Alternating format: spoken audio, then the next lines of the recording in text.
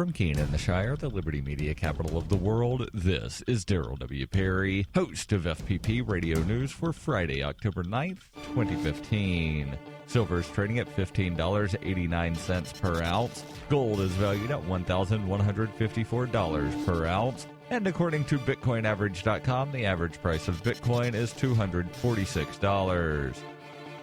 Antiwar.com reports, backed by continued Russian airstrikes and cruise missile attacks, Syrian troops are once again pushing into rebel areas around the Hama province, pushing into the Al-Ghab plain to the west of the city of Hama, a key rebel stronghold in the region. Syria launched this offensive on Wednesday in the area between Hama and Idlib provinces and seems to be expanding it elsewhere in Hama, with an eye on eventually pushing north into Idlib, a province held almost entirely by Al-Qaeda. Though Russia initially presented their involvement in the Syrian war as being focused on the Islamic State, the fighting on the ground looks to be starting with the Al-Qaeda-dominated northwest, likely reflecting efforts to strengthen the supply route between Damascus and the Latakia coast, the government's last major strongholds. From a Syrian government perspective, focus on the northwest promises some more high-profile, attainable gains in the near term, and Russia likely sees the supply line move as protecting their own naval base at Tartus, a major focus of their decision to join the conflict. The rebels in the area, however, don't appear particularly concerned at being the first target of the offensive and issued a statement predicting that they would ultimately retain the plain.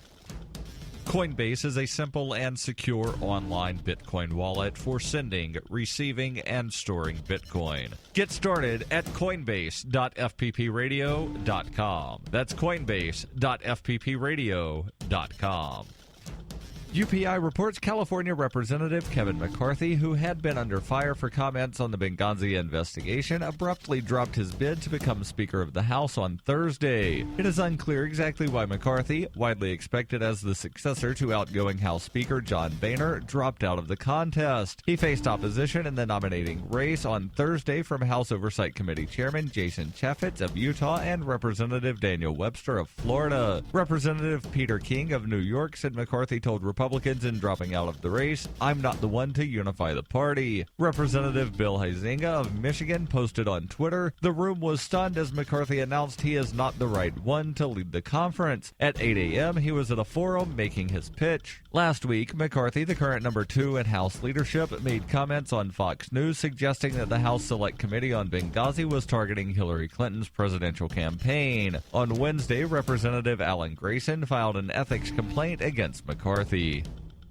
For over 35 years, Roberts & Roberts has been a trusted source for buying and selling your investment-grade precious metals. They also take Bitcoin for precious metal purchases and permanently removed the minimum purchase order for all orders paid in the digital currency. Call Roberts & Roberts today for knowledgeable advice on investing and a forward-thinking approach to new technologies. 850-478-5270 or online at rrbi.co.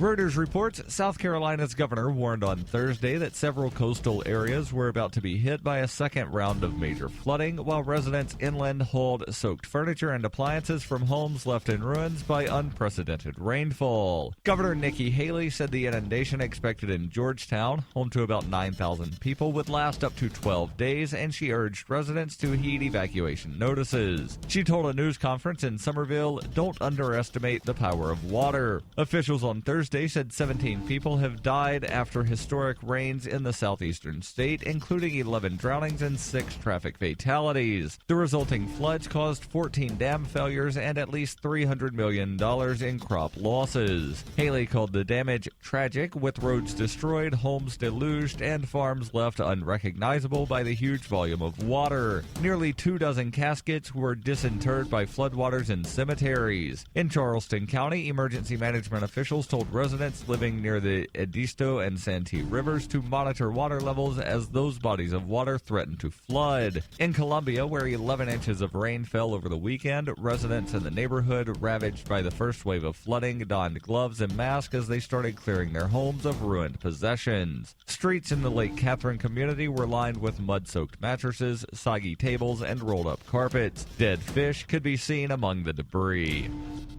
This has been FPP Radio News, online at fppradio.com.